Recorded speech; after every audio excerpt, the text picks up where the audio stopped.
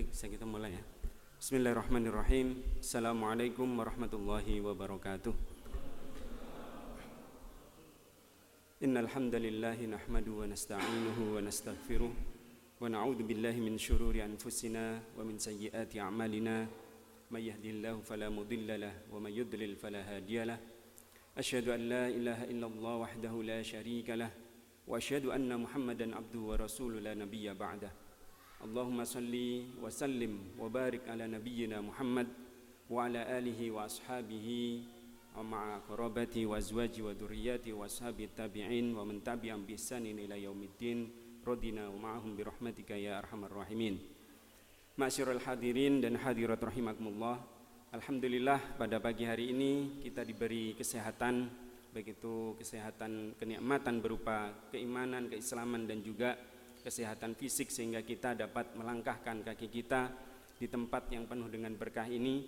Karena dengan kenikmatan ini kita dapat mensyukurinya dengan cara menghadiri kajian majelis ilmu ini. Semoga kita dalam melaksanakan ini mendapatkan catatan oleh Allah sebagai amal jariah.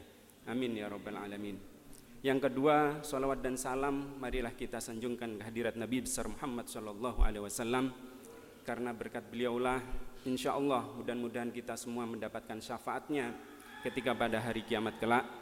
Karena beliau menjadi tauladan bagi kita dalam kehidupan kita untuk bagaimana kita mencontoh beliau dalam melakukan amalan-amalan keseharian mulai di dunia ini, bagaimana juga kita agar selamat di dunia hingga akhirat kelak.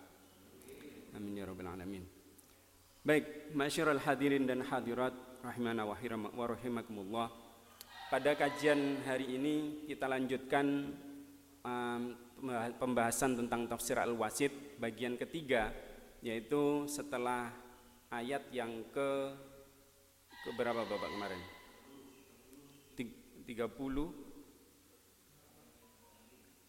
ya, yaitu surat An-Naba yang ayat ke-31 ya sekarang ini. Ya, yang berbunyi a'udzubillahi minasyaitonirrajim, bismillahirrahmanirrahim. Innalil muttaqina mafaza hadaiqa wa a'naba wa kawa'iba atraba wa ka'san dihaqa la yasma'una fiha lagwa wa la kidzaba jazaa'an min rabbika 'ata'an hisaba rabbis samawati wal ardi wa ma bainahuma ar-rahman la yamlikuna minhu khitaba yauma yakumur ruhu wal malaikatu saffan la yatakallamuna illa man adina lahur rahman wa qala suwaba dzalikal yaumul haqq faman syaa'a attakhadha ila rabbih ma'aba inna andarnakum adaban qariba yauma yanzurul mar'u ma qaddamat yadah wa yaqulul kafiru ya laitani kuntu turaba. Baik, saya flash sedikit pada penjelasan secara umum dalam surat An-Naba ini. Pada hakikatnya surah An-Naba ini adalah pemberitahuan tentang bagaimana Allah menggambarkan yaumul ba'ats. Ternyata ada orang-orang pada zaman Quraisy yang masih meragukan tentang hari kiamat. Orang-orang kafir dan musyrik Quraisy masih meragukan, maka muncul pertanyaan dengan An-Naba. Maka muncul ayat ini dengan amma yatasaalun. Mereka bertanya-tanya. Tentang apa mereka bertanya-tanya? Anin nabail adim, yaitu tentang berita besar. Kenapa berita besar? Karena hakikat datangnya hari kiamat adalah merupakan informasi yang penting sekali, yang sangat-sangat penting sekali. Maka dikatakan dengan an-naba. Maka kata nabi itu sendiri berasal dari kata nabaun. Nabiyun itu nabaun, karena hakikatnya nabi itu adalah seseorang yang membawa risalah, informasi yang sangat penting bagi umat manusia. Maka disebut dengan nabiyun, yaitu informan ataupun pembawa berita yang besar, nabi. Maka salah satu syarat-syarat atau sifat-sifat nabi yang sangat kita kenal, Rasul itu mempunyai 4 sifat Bapak Ibu kan ya. Apa Bapak Ibu? Siddiq, amanah, tabligh, dan fatona. Karena beliau memang disematkan amanat yang luar biasa untuk menyampaikan informasi yang datangnya dari Allah agar sampai kepada umatnya secara benar. Dan beliau menjadi tuntunan bagi kita semua. Maka dinamakan dengan nabiyun, yaitu dari kata nabaun juga. Pada aspek yang pertama, bagian kelompok pertama itu kita membahas kemarin tentang bagaimana orang musyrik Quraisy itu mempertanyakan tentang hari kiamat atau yaumul ba'ats secara khusus. Terus pada bagian kedua kemarin kita bahas tentang jaza, bahwasanya digambarkan bagaimana orang yang tidak percaya, ya, orang yang tidak percaya itu adabnya seperti apa. Maka bagian kedua lebih cenderung menjelaskan tentang sifat-sifat neraka dan penghuninya. Maka pada bagian ketiga ini, maka lebih cenderung menjelaskan bagaimana orang-orang yang jika mempercayai tentang keadaan atau kejadian hakikatnya tentang hari kiamat itu, mereka yang mengimani tentang adanya hari akhirat atau hari kiamat itu. Maka disebutkan di dalam ayat ke-31 ini, innalil muttaqina mafaza. Inna itu sekata-kata yang artinya sesungguhnya, lil muttaqina itu diawali kata sesungguhnya orang-orang yang bertakwa, ya, maka di sini ada tambahan lam yaitu lil misl, innalil muttaqina, maka menunjukkan kekhususan. Kalau hanya disebutkan innal muttaqina, ini umum, bahwasanya orang muttaqin secara umum, tetapi ini disebutkan dengan tambahan lam yang menjadi kekhususan. Maka khusus orang yang bertakwa sajalah yang akan mendapatkan mafaza. Apa itu mafaza? Yaitu keberuntungan. Maka dikhususkan bagi orang-orang yang bertakwalah yang akan mendapat keberuntungan itu. Maka mafazan di sini diartikan yaitu mempunyai tempat kedudukan yang beruntung atau tempat yang sangat menguntungkan. Apakah tempat yang menguntungkan itu? Yaitu tidak lain adalah jannah atau surga. Maka di sini kita membahas tentang bagaimana hakikat surga itu. Maka lebih spesifik bagian ketiga ini kita membahas tentang bagaimana surga itu sebenarnya. Maka kata mafaza itu ada dua aspek. Keberuntungan itu ada dua macam. Ada keberuntungan yang dinamakan fid dunya dan juga keberuntungan yaumul akhirah, pada hari kiamat atau pada hari akhir. Maka kita selalu berdoa dalam setiap akhir sholat apa? Rabbana atina fid dunya hasanah wa fil akhirati hasanah. Dua aspek ini akan kita capai yang kita inginkan untuk mendapatkan keberuntungan dan keselamatan itu. Maka tempat mafaza di sini adalah yaitu keberuntungan, mudah-mudahan kita selalu diberi keberuntungan baik di dunia maupun di akhirat. Kemudian apa cara dan bagaimana penyebab orang itu mendapat keberuntungan? Maka banyak riwayat menyatakan orang yang beruntung itu adalah mempunyai beberapa syarat. Yang pertama adalah syarat yang paling penting dan kunci orang bisa masuk surga adalah apa? Orang yang beriman. Karena tidak lain tidak bukan orang yang mengatakan kata la ilaha illallah dakhalal jannah. Maka nanti pada hari akhir atau yaumul akhir, orang meskipun dia itu adalah seorang mukmin atau muslim, yang penting pokoknya beriman, maka hakikatnya pasti nanti akhirnya akan masuk surganya Allah. Meskipun mungkin dia di dunianya masih ada sedikit khilaf atau dosa, mungkin ya masukkan neraka dulu, dibersihkan dulu dari dosa-dosanya baru dimasukkan surga. Yang pertama adalah syarat yang pertama bagaimana orang itu bisa beruntung, yang pertama harus beriman. Yang kedua adalah melakukan mengerjakan amal soleh.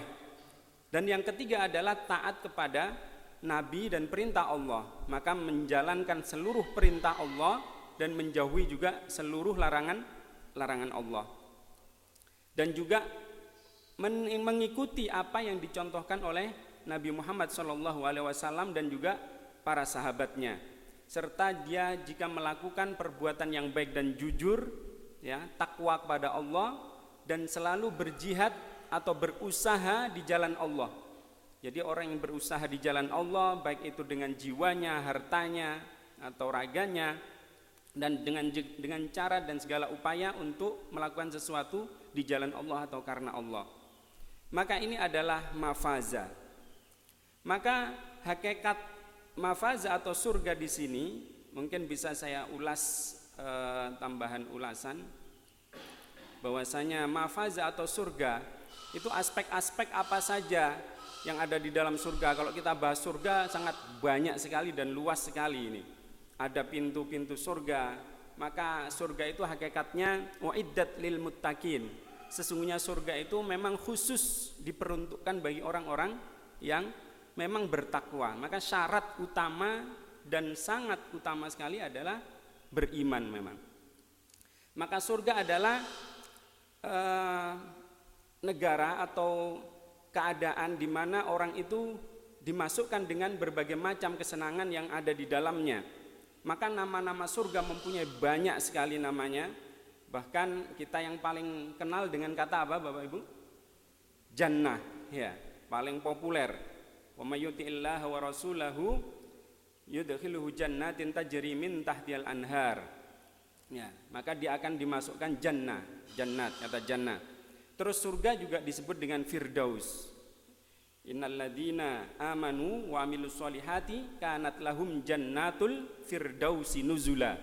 Nah, jadi kata-kata jannatul firdausi. Terus kemudian juga disebutkan surga yang kekal, khalidina fiha. Ya, khairu, ya, di dalam ayat disebutkan kul adzalika khairun am jannatul khuldi.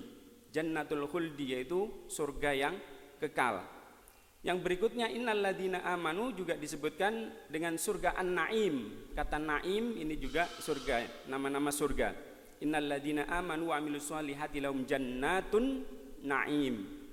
Terus juga disebutkan dengan ma'wa, surga ma'wa, yaitu amalladzina amanu wa amilus solihati falahum jannatul ma'wa nuzulam bima kanu ya'malun. Adapun orang yang beriman mengerjakan amal soleh, maka bagi mereka surga tempat kediaman. Jadi ma'wa ini tempat berdiamnya orang-orang yang taat atau patuh pada Allah.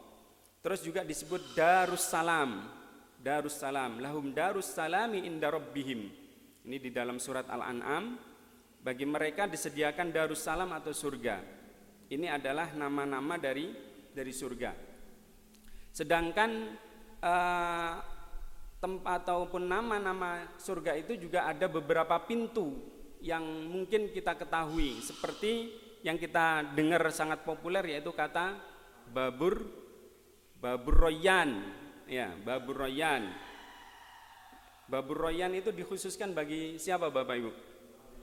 Khusus orang yang ahli puasa, ya.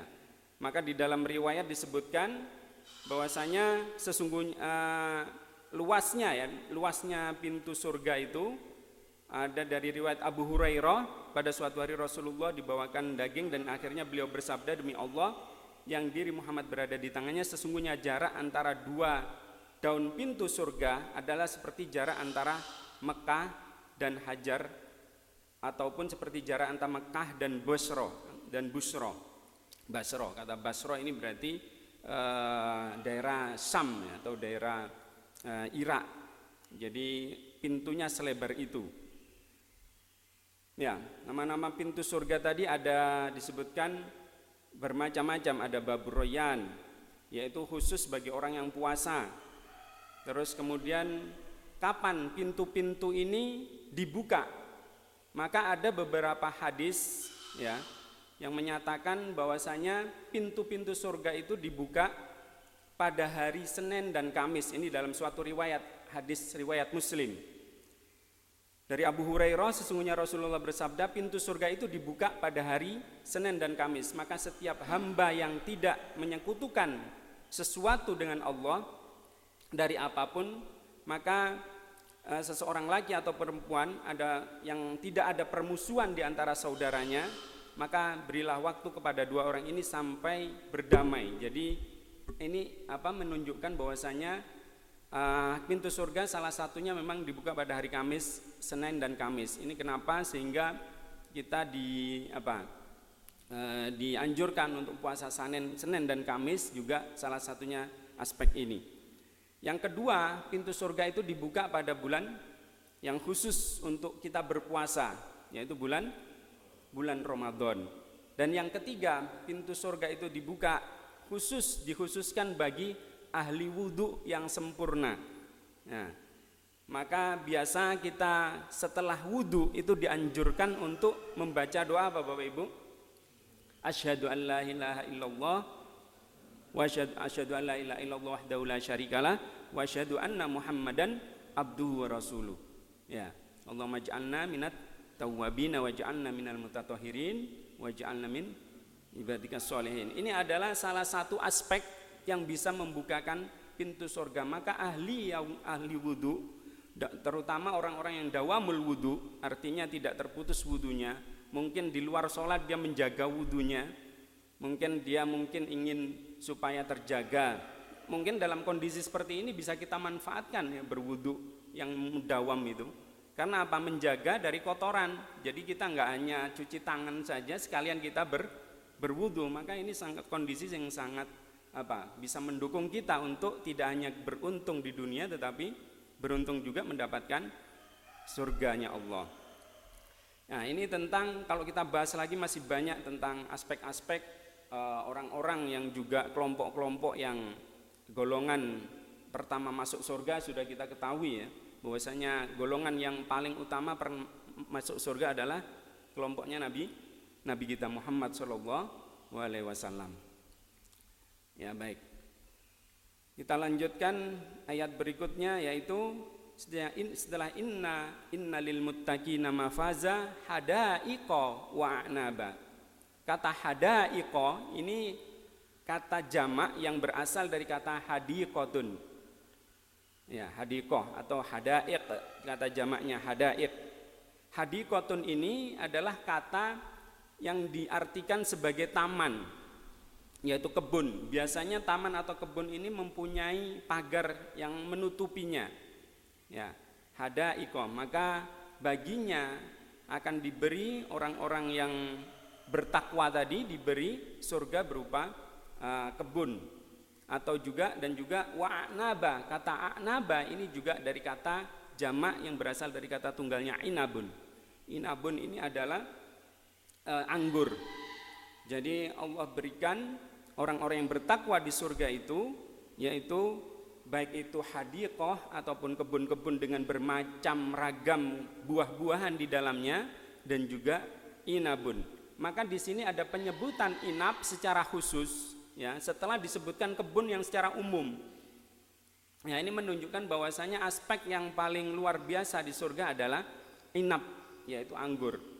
Maka kita juga tidak bisa membayangkan ya, bagaimana nikmatnya sesuatu yang di surga itu.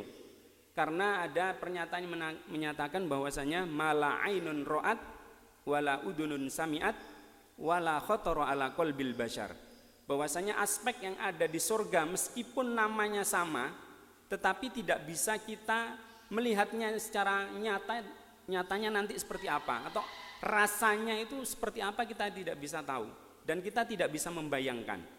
Karena hakikatnya meskipun namanya sama, tapi hakikatnya nanti berbeda, bahkan berkali-kali lipat nikmatnya.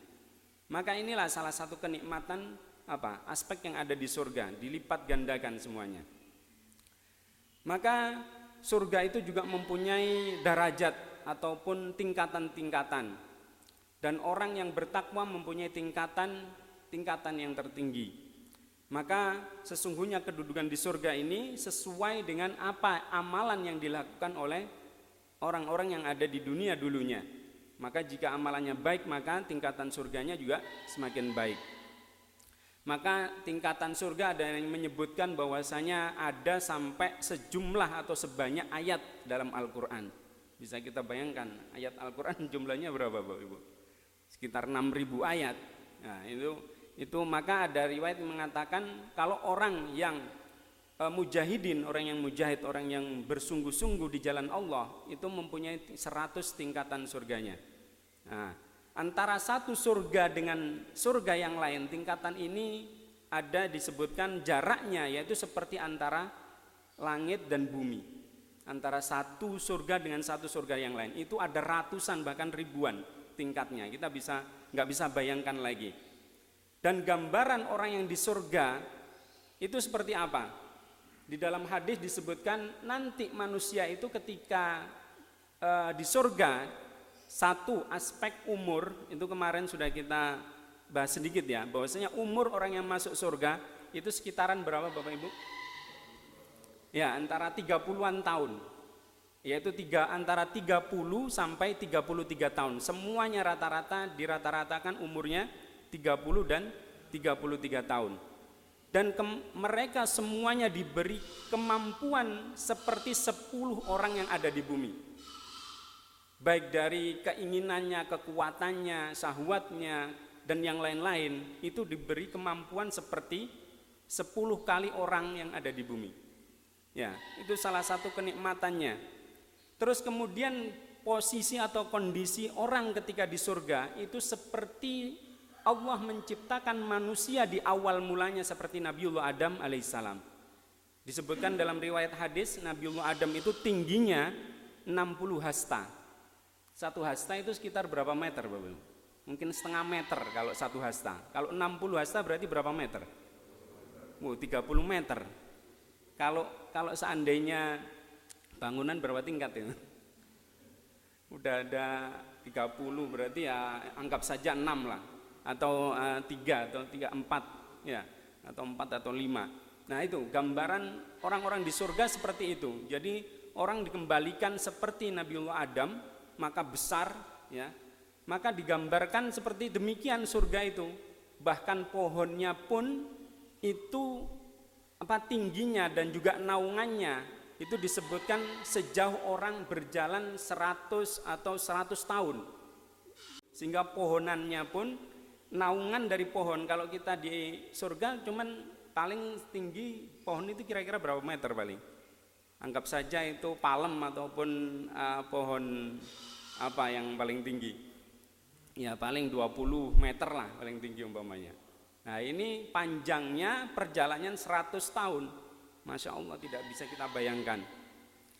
Dan juga kenikmatan-kenikmatan yang lain yang luar biasa di surga juga digambarkan ya, bahwasanya wa fawakihatim mimma yatakhayyarun, bahwasanya orang-orang di dalamnya itu bisa memilih bermacam-macam buah-buahan sesuai dengan keinginannya. Ya. Terus kemudian di dalam hadis juga disebutkan atardawna atakuna misla mulukin min mulukid dunya. Jadi nanti orang yang ada di surga itu bahkan ditawari oleh Allah, apakah kamu ingin seperti raja yang ada raja-raja di dunia dulu? Ya, maka Allah akhirnya memberi orang itu membayangkan menginginkan istri yang cantik, yang banyak, harta yang melimpah, kemudahan. Maka akhirnya Allah memberikan apa? Saya akan berikan kamu 10 kali lipat yang ada di dunia. Wa fakihatin mimma yatakhayyarun, dan diberi buah-buahan yang bebas untuk memilihnya. Nah ini adalah gambaran-gambaran di surga. Di antaranya kutufuha daniyah ya, bahwasanya dia akan mengambil buah-buahan itu dengan mudah, bisa dengan cara berdiri, bisa dengan berbaring dan seterusnya. Wa fakihatim mimma yashtahun wa fawakih mimma yashtahun, dan juga diberi buah-buahan yang sesuai dengan keinginannya. Ukulu daim, dan juga makanan-makanan dan buah-buahan ini kekal, makanan yang sesuai dengan keinginannya. La maqtu'ah wa la mamnu'ah, tidak terputus-putus bahkan makanan itu datang. Ya, dan tidak ada larangan bagi makanan apapun di surga. Nah ini apapun dibolehkan di dalam surga itu. Ya. Nah ini aspek-aspek tentang keutamaan di surga itu.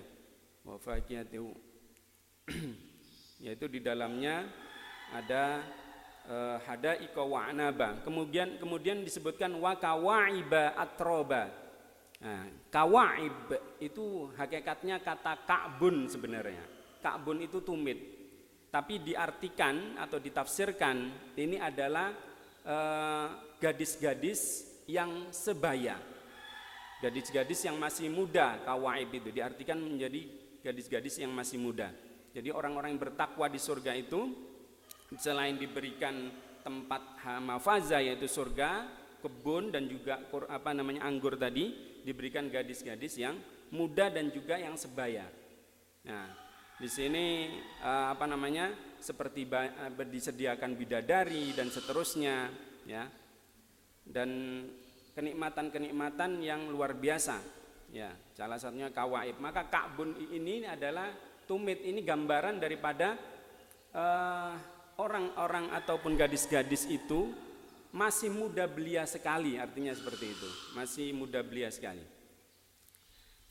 Wa kawaiba atroba, atroba artinya dari kata tirbun, tirbun itu artinya sepantaran atau seumuran, ya, atau sebaya.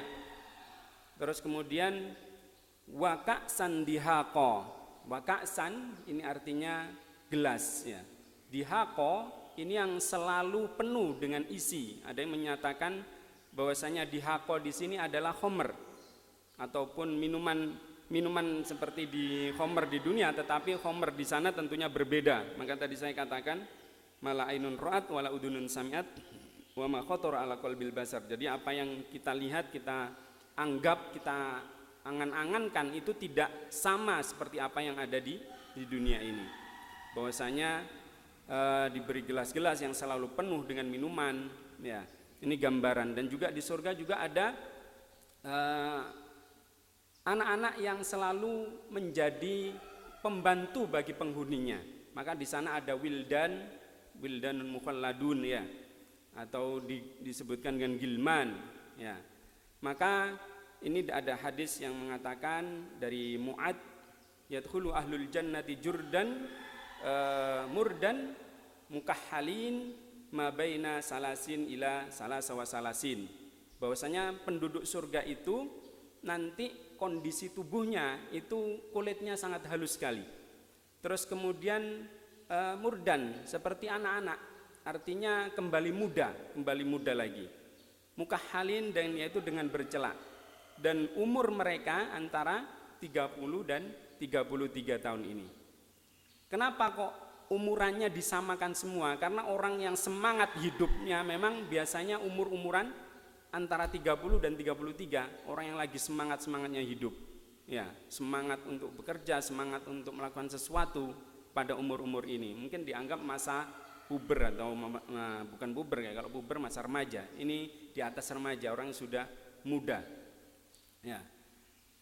Terus kemudian in asabal jannatil yauma fi sugulin fakihun, bahwasanya di dalam penjelasan ayat yang lain bahwasanya ahli surga itu memang disibukkan dengan kegiatan-kegiatan mereka untuk menikmati kenikmatan surga itu. Ya, di antaranya ya menikmati ya apapun yang ada di hadapannya, ya.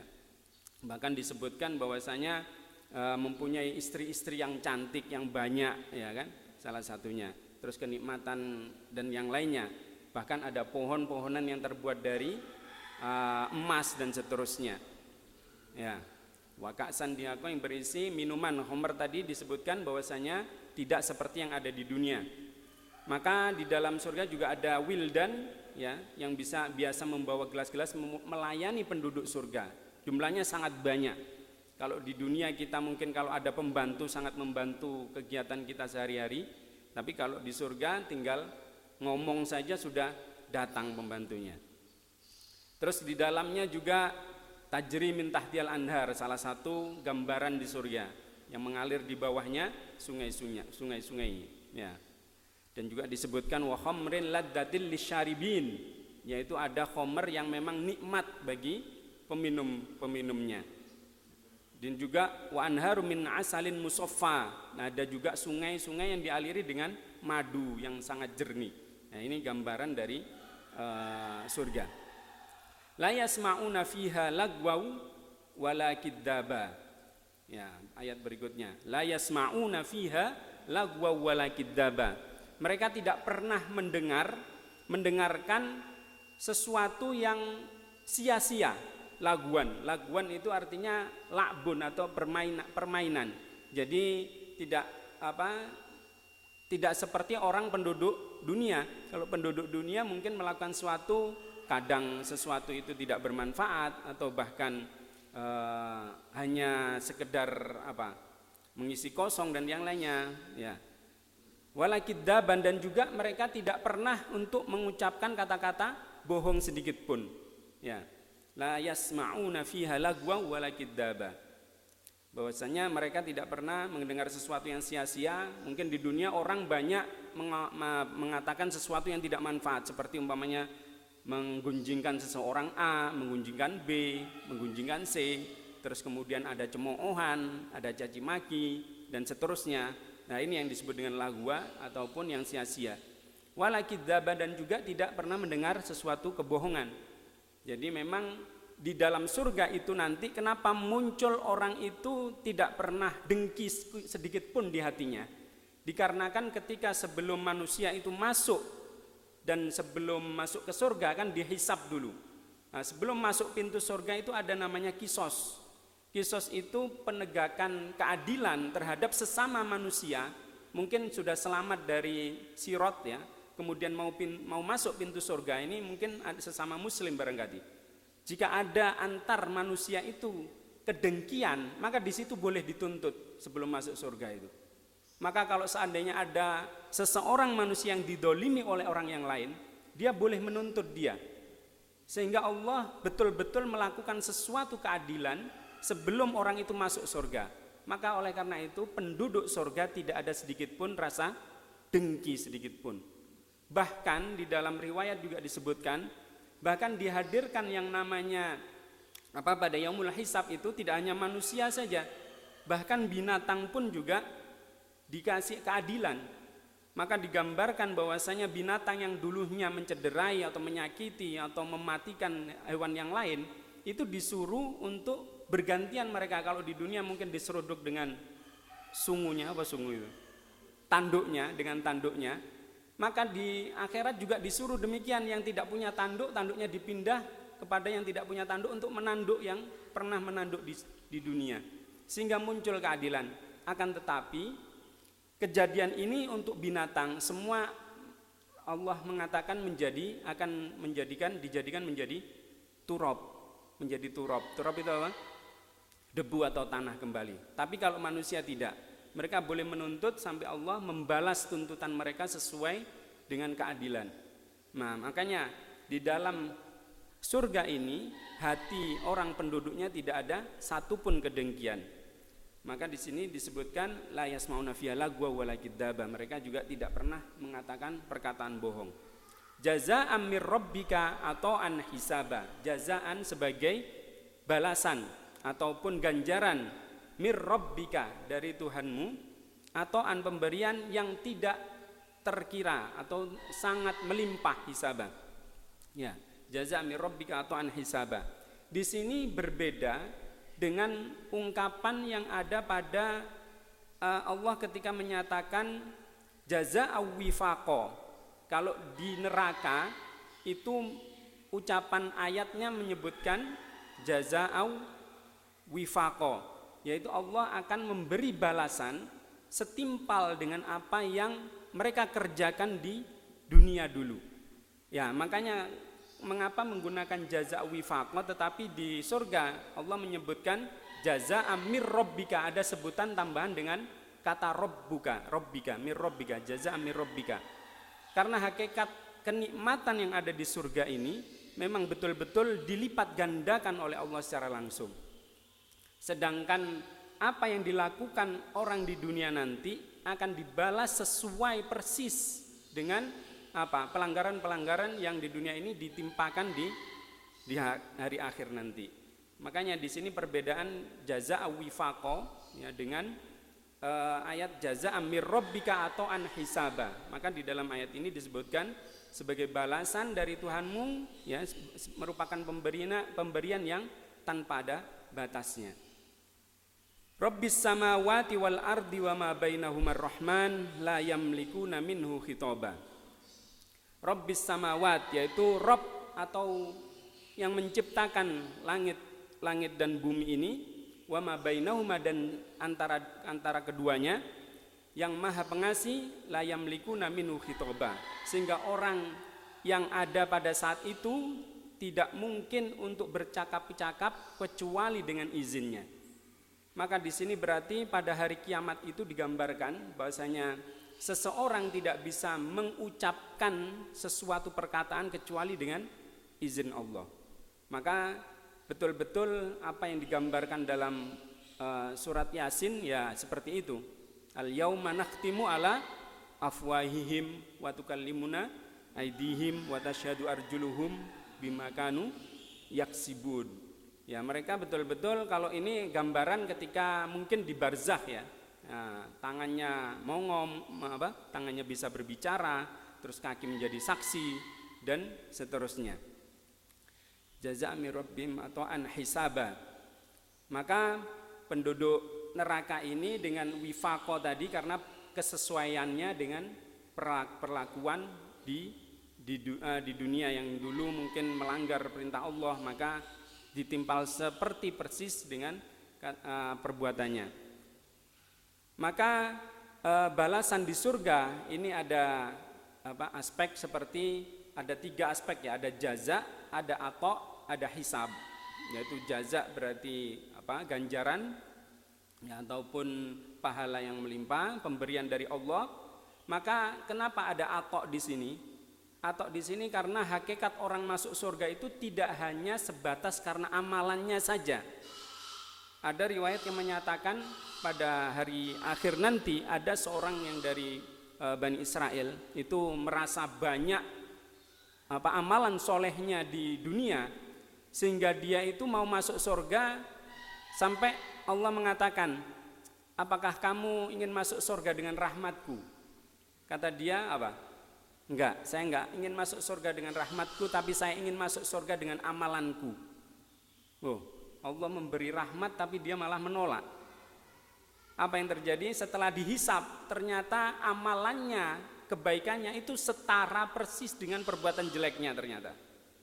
Nah, maka orang yang masuk surga itu tidak mutlak karena amalannya. Yang paling utama adalah karenanya rahmatnya Allah.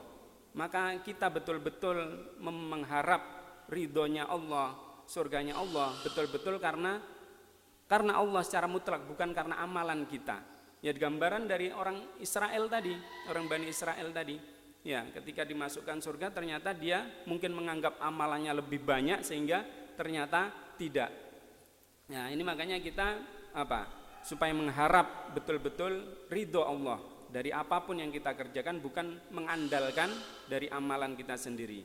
Jazaa min rabbika ato'an, maka ini betul-betul adalah pemberian dan rahmatnya Allah.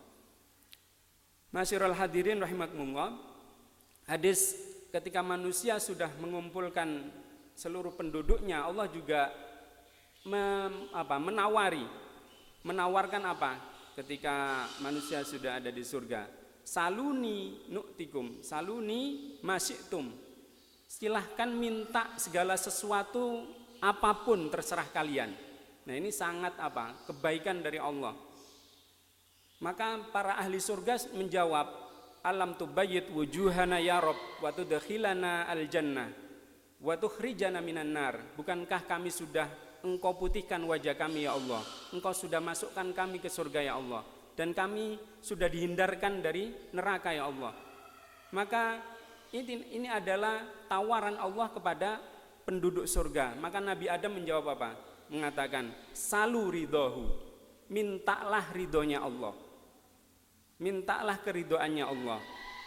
Fa in sakhita alaikum fa akhrajakum kama akhraja abakum minal jannah. Karena kalau seandainya Allah itu marah, maka kemarahannya bisa mengeluarkan kalian seperti Allah mengeluarkan Abu Bani Adam, yaitu Nabi Adam, dari surganya Allah. Maka mintalah ridhonya Allah. Maka penduduk surga akhirnya meminta ridhonya Allah. Terus kemudian saluni, Allah mengasih lagi, silahkan minta lagi, minta lagi. Maka Nabi Musa mengatakan, mintalah agar bisa melihat wajah Allah. Ya, karena Nabi Musa ketika di dunia yang diminta ingin menghadap langsung kepada Allah. Ya, Apa yang terjadi ketika Nabi Musa ingin menghadap Allah langsung? Kharru, ya. Maka Allah mengatakan bahwasanya kalau seandainya gunung itu masih tetap kokoh berarti mampu. Ternyata apa yang terjadi? Gunung itu hancur dan Nabi Musa pingsan. Berarti kalau di dunia memang tidak mampu. Maka ini adalah permintaan. Kemudian yang kedua adalah Nabi Musa menjawab, maka mintalah untuk melihat wajah Allah. Maka pada hari itu digambarkan di dalam Al-Quran, wujuhu yawma idin nadhirah ila rabbiha nadhirah. Maka pada hari itu penduduk surga wajahnya berseri-seri. Karena apa? Mereka dapat melihat wajah Allah Subhanahu wa taala. Nah, inilah kenikmatan yang ada di surga ya. Jazaa' mir rabbika atau an hisaba, yaitu pemberian Allah yang luar biasa. Berikutnya Rabbis samawati wal ardi wa ma bainahuma ar-rahman la yamlikuna minhu khitaba ya. Terus kemudian yauma yaqumur ruhu wal malaikatu saffa. Pada hari itu yaqumur ruh ini artinya ar-ruh ini ada berbagai macam penafsiran. Ruh ini ada yang menyatakan ruh itu ya ruhnya manusia yang saat itu digabungkan dengan malaikat yang bersaf-saf untuk menghadap Allah. Ada yang mengatakan ruh di sini adalah bukan ruh manusia tetapi malaikat Jibril. Karena di dalam surat Al-Qadar ya, surat Al-Qadar ya atau apa itu? Ya, itu disebutkan bahwasanya tanazzalul malaikatu warruh ya, yang disebutkan di situ kan. Bahwasanya akan turun di situ malaikat dan ruh. Ruh di sini adalah malaikat Jibril. Maka ada yang menafsirkan seperti yang ditafsirkan dalam surat Al-Qadar itu, bahwasanya ruh di sini adalah malaikat. Yaumar yaqumur ruhu wal malaikatu saffa. Kenapa malaikat Jibril ini dikhususkan dengan sebutan ruh? Karena memang yang paling besar dan pemimpin para malaikat ya memang malaikat Jibril ini. Ya. Yauma yaqumur ruhu wal malaikatu saffa. Pada hari itu ruh atau malaikat itu berdiri bersaf-saf. La yatakallamuna illa man adina lahu rahman wa qala shawaba. Mereka tidak mengatakan sesuatu kecuali dengan izinnya yang Maha Pengasih dan Penyayang yaitu Allah, wa qala shawaba, dan mereka mengatakan sesuatu yang benar. Ini menggambarkan bahwasanya seperti tadi, bahwasanya penduduk surga dan apa yang ada di dalam surga pada waktu itu, yaitu tidak ada pun orang yang mengatakan, bahkan malaikat sendiri tidak mengatakan sesuatu kecuali dengan diberi izin oleh Allah. Apalagi penduduk surganya, malaikatnya saja seperti itu. Dzalikal yaumul haqq, dan hari itulah hari yang hakikatnya kejadian yang sebenarnya. Faman syaa'a takhadha ila rabbi ma'aba. Maka ada orang yang faman syaa'a, maka barang siapa yang menginginkan sesuatu bisa kembali kepada Tuhannya. Ya, faman sya'a yaumul haq faman di dunianya mungkin belum bersuami, di surganya pasti diberi pasangan. Karena di dalam surga tidak ada orang yang masih bujangan, tidak ada. Jadi semuanya dikasih pasangan. Maka istri-istri yang solihah akan menjadi lebih dari kedudukan hurin ain, dari para bidadari surga itu. Terutama pastinya ya taat terhadap perintah Allah dan juga menjauhi larangannya. Dan juga ini kondisi wanita-wanita solehah di surga ya. Jadi mengikuti suaminya. Demikian juga kalau masih anak-anak dan yang lainnya dijadikan umuran 31 atau 30 tahun itu. Terus kemudian kata inna ya disebutkan di sini kok enggak ana. Inna andarnakum adaban qoriba. Sesungguhnya kami, enggak dikatakan ini, ya kan? Kan Allah yang mengatakan, sesungguhnya aku mestinya. Aspek kata inna ini ada beberapa aspek. Yang satu menunjukkan keagungan, jadi penghormatan. Maka menyatakan kami, kehormatan, kedudukan yang tinggi, menunjukkan kedudukan yang tinggi, maka menyatakan dengan inna. Juga kedua, ada aspek yang memang unsur-unsur yang mungkin tidak langsung Allah lakukan tetapi melalui manusia. Seperti ayat ini, seperti inna anzalnahu fi lailatul qadar umpamanya. Sesungguhnya kami turunkan Al-Qur'an itu pada malam Lailatul Qadar umpamanya. Maka kata inna kok tidak ini? Karena ada aspek tidak hanya Allah saja yang andil menjaga Al-Qur'an, tetapi manusia yang ada di dunia ternyata mempunyai andil. Dengan cara apa? Seperti banyak para penghafal Quran, ya kan? Terus kemudian banyak orang yang mencetak Al-Quran dan juga yang lain. Nah, ini aspek-aspek menjaga Al-Quran. Inna anzalnahu fi lailatul qadar, atau inna nahnu nazzalna dzikra wa inna lahu lahafidun. Nah, seperti itu. Kalau inna anzalna fi lailatul qadar karena ada aspek lain seperti ada malaikat Jibril yang membantu menurunkan Al-Qur'an itu. Terus inna andarnakum juga demikian, sesungguhnya kami sudah memberi peringatan. Maka Allah memberi peringatan kepada umat manusia melalui siapa? Para rasul, para nabi. Ya, maka pernyataannya tidak ini, tidak saya, tetapi kami. Maka satu menunjukkan kedudukan yang tinggi, bahwasanya Allah mempunyai kedudukan tinggi dalam segala perintahnya. Yang kedua, melalui aspek-aspek selain Allah. Mungkin ada aspek manusia, mungkin ada aspek malaikat yang membantu dalam menyatakan itu. Wallahu a'lam bishawab. Oke, yang lain barangkali? Monggo.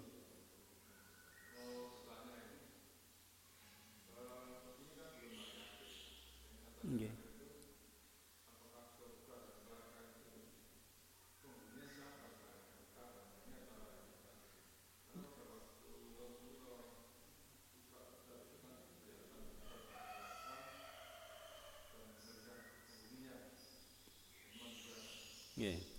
Apakah surga dan neraka sudah ada isinya?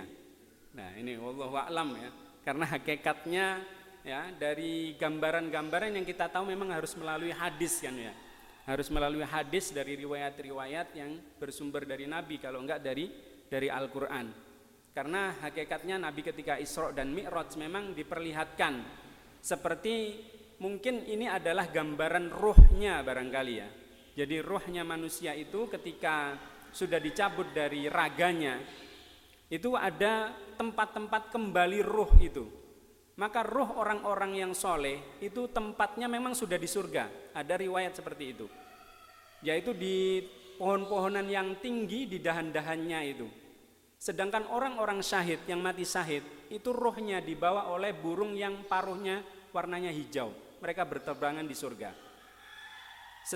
Dan kalau seandainya orang-orang yang tidak baik, nah itu mungkin salah satunya, mungkin sudah disiksa itu barangkali ya. Tapi sekali lagi wallahu a'lam.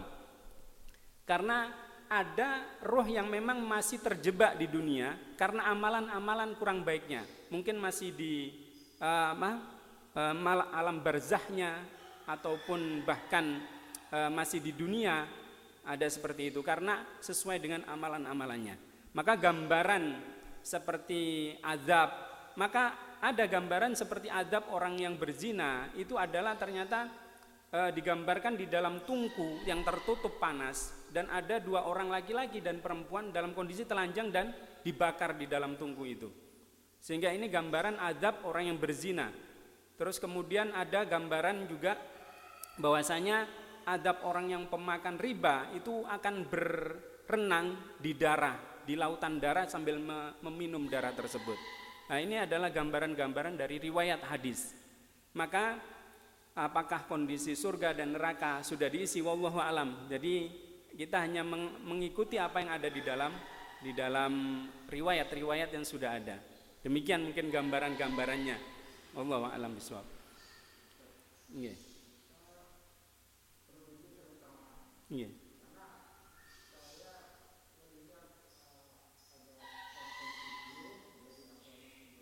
Nggih.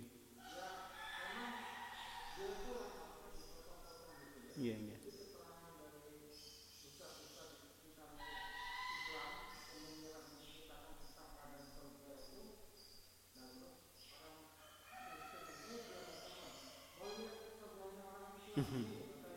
Yeah.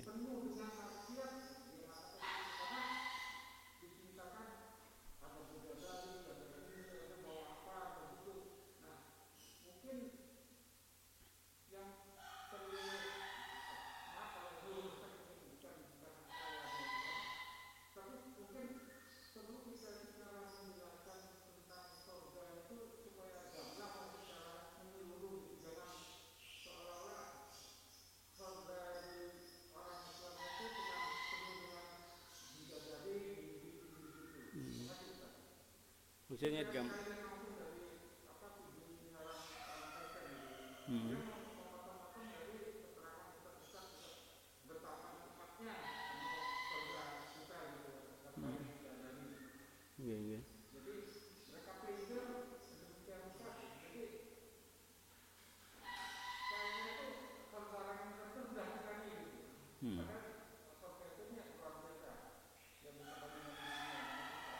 Ya. Jadi apapun yang sifatnya ghaibiyat, sifat-sifat hal yang gaib yang belum kita tahu secara nyata di dunia ini, ya sumbernya memang berasal dari Al-Quran dan juga hadis. Jadi kita meyakini kebenaran apa yang sudah ada di dalam Al-Quran dan apa yang dibawa oleh Rasulullah, itulah hakikat yang sebenarnya. Meskipun tadi hanya informasi yang digambarkan, ini menunjukkan akan bagaimana manusia supaya termotivasi berbuat kebaikan, intinya itu. Ya, motivasi untuk berbuat kebaikan dan berhati-hati untuk berbuat keburukan sehingga tidak tergelincir. Maka gambaran aspek surga, nah itu seperti apa yang digambarkan dalam Al-Quran dan hadis, ya penuh dengan kenikmatan, ya seperti itu. Cuman hakikat yang sebenarnya tadi digambarkan 10 kali lipat, mungkin ribuan kali lipat dari apa yang kita alami di dunia ini.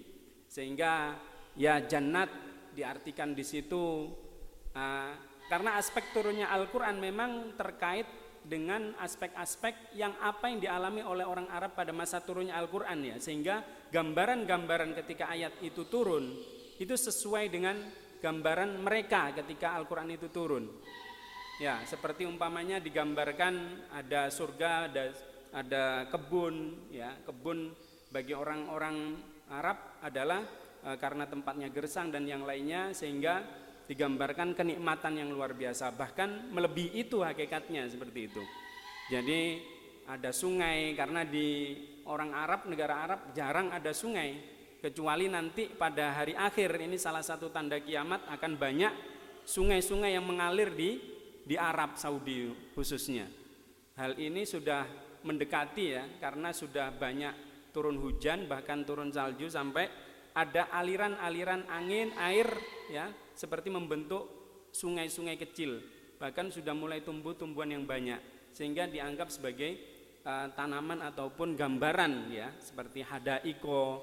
Ya ini memang hakikatnya hadaik, ya hadiko, cuman kedudukannya hadiko kebun ini dengan di dunia ya jauh berbeda gitu. Mungkin itu secara visual manusia menggambarkan ya secara apa yang dilihat, tetapi hakikatnya adalah berkali-kali lipat kenikmatan itu ketika kita ada di sana. Jadi gambaran utuh memang ya luar biasa, tidak bisa kita bayangkan, intinya seperti itu. Tidak bisa kita bayangkan. Mungkin secara visual ya seperti yang kita lihat di sini, tetapi tidak sama nantinya di akhirat. Ya seperti itu. Wallahu a'lam. Ya, cekap. Ya mungkin itu barangkali yang bisa kita kaji dari surat An-Naba ini. Semoga kita mendapatkan manfaat ilmu dan juga keberkahan dan juga amal yang terus mengalir. Marilah kita tutup dengan Al-Fatihah. A'udzubillahi minasyaitonirrajim. Bismillahirrahmanirrahim. Alhamdulillahirabbil alamin arrahmanirrahim maliki yaumiddin. Iyyaka na'budu wa iyyaka nasta'in. Ihdinas siratal mustaqim. Shiratal ladzina an'amta 'alaihim ghairil maghdubi 'alaihim. Amin. Aku qouli hadza wa astaghfirullahal azim. Mari kita tutup pertemuan ini dengan khitamul majlis. Subhanakallahumma wa bihamdika asyhadu an la ilaha illa anta astaghfiruka wa atubu ilaik. Aku qouli hadza wa astaghfirullahal azim. Wassalamualaikum warahmatullahi wabarakatuh.